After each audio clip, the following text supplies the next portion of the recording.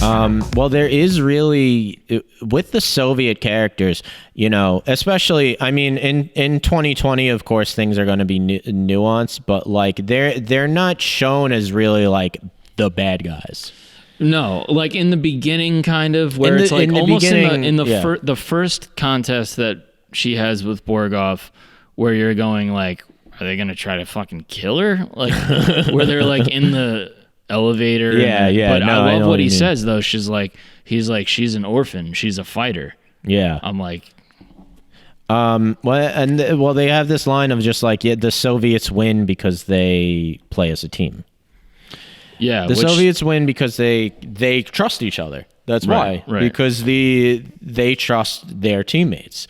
And it's like the Americans don't win because they're isolated, they're individualists, they're isolationists, and it is this kind of lesson that's why Bernie Sanders is right now. We're good for like one Bernie reference in an episode. One Bernie reference per episode, and then we're but it's this lesson they're trying to teach Beth the entire time of just like, I know you have abandonment issues, you have trauma, but if you want to be great at this game, you have to put trust into your peers. Yeah, and when they were all together at the end, like working on various scenarios, like that was great. It was great. And I love how they kind of brought everyone back who she had beat. Yeah, I was pumped and up. It's like, and they're all pumped. And like these guys who were all rivals are coming together because they're like, this is like love interest. And competitor love interests. Right.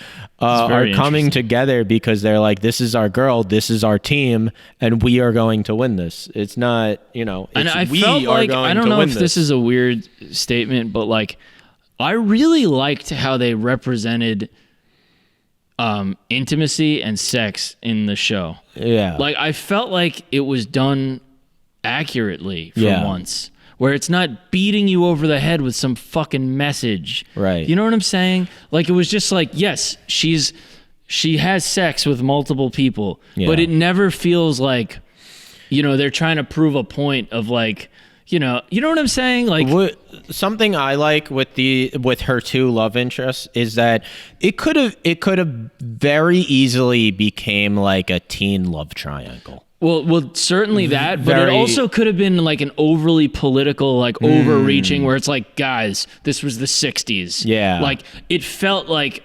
Yeah. It felt real. I don't know how to describe it. Like, I like the way they portrayed alcohol, and I like the way they portrayed sex. Well, it's also just like... Yeah, this is a story that takes place over multiple years. She had more than one partner.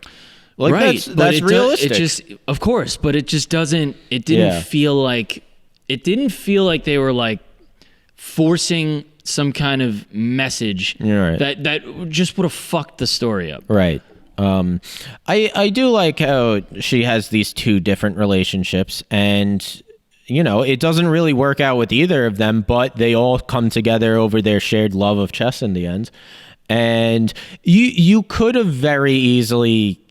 That could have very easily been like the teen love triangle relationship.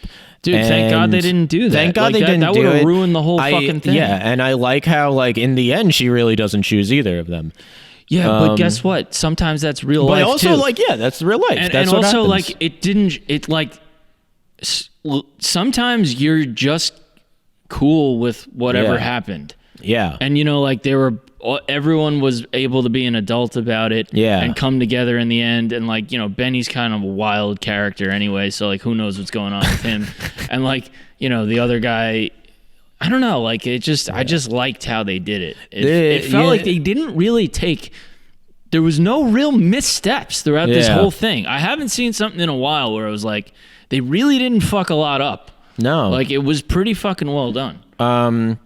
Well, I do like one with Benny and with Harry's character. One with Benny is like, you feel like, I get this a lot with boxers, of just like the character that you become is part of the game.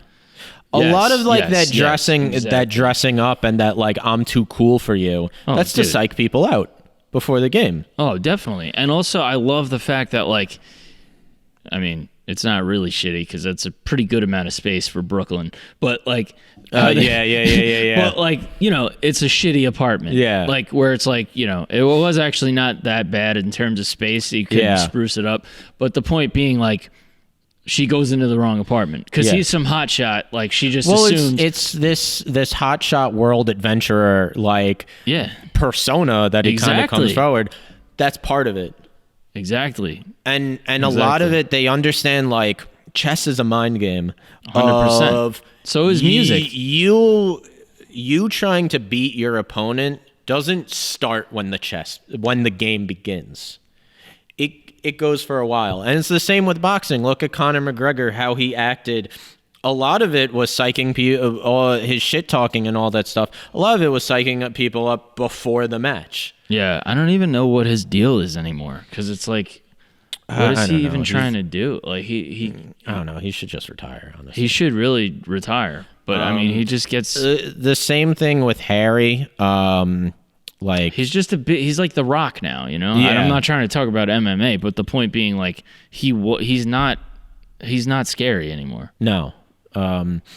Another thing with that, with her first match against Harry in like the Kentucky state champion, he's like yawning during every. He shows up late to the match. He's yawning through the entire thing. The photographer guy or her? No. Her Harry, her love interest, who ends forget up the photographer guy's game. Yeah, he was good. He was too. also very good. Yeah, he was good too. You know who he reminded me of? Remember That Thing You Do? Oh yeah. Doesn't he look like the main dude? He does. That's not the same actor, but they do look the same. That movie was like fucking 30 years ago. Well, that guy, he's in a show called I'm Sorry that it was a few years ago. He looks pretty similar. Okay. I mean, but that's, first of all, that's one of my all-time favorite movies. That Thing You Do, yeah. Yeah, I think it actually came out in 96, so that's 25 years ago. Jesus. Yeah, or 96, I think it came out. But anyway, he looked like that the main guy in the band is obviously the drummer, but he looked like the singer of the band. Oh, the singer is who you're talking about. Who do you think I meant? I thought you were talking about the drummer. No, I thought he looked like Liv Tyler's original boyfriend. Gotcha. All right. Well, another thing when you bring up... You're right. He does look he doesn't look much like he aged at all. Yeah. The fuck is his name? It's bothering me. I don't remember. Guy. Another thing of like... Is it about to be a White Boy Summer? Chet Hanks, White Boy Summer? Well, Tom Hanks. Tom Hanks' son. But he directed That Thing You Do, Tom Hanks. Did he direct it? That was the original White Boy Summer. A lot of people don't know Did he direct it or did he just produce it? Oh, I don't know. He starred in it. No, I think he directed it. Maybe. I'm pretty sure. I'm actually not sure about that. But one of the things I hope that, by the way, I hope that reference is still relevant whenever this comes out. Otherwise, I just seem like I'm... White Boy Summer? Yeah. It might be more relevant. Oh, God.